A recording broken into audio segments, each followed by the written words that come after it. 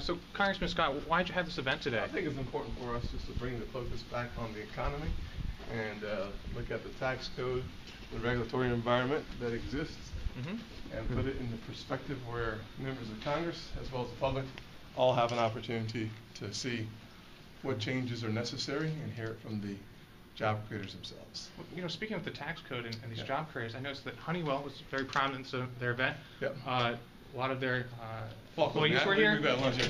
Their executives were here. None of their employees were here. 3 of them. Well, I saw Sean O'Hara was their VP of lobbying was here. I'm not sure who he is. Okay.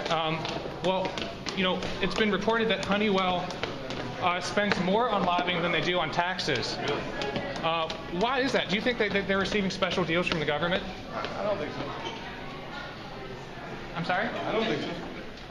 You don't think that they receive favorable treatment if they're one of the very few corporations that actually spend less in taxes than they do on lobbying? Or more on lobbying than they do on taxes.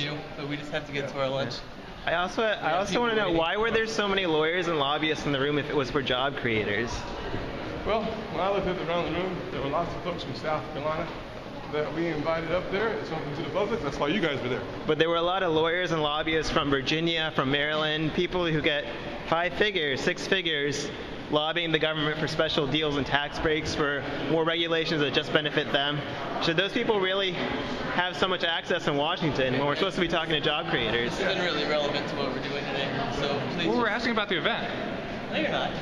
These are individuals who were at the event. These are the people who were invited. It was mostly lobbyists, not actual job creators. False statement. Well, we just saw honestly, it's just a false statement.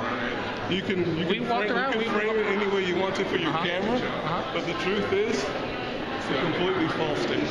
Well, why does Honeywell receive a special tax code? Look at the registration to see who was in attendance.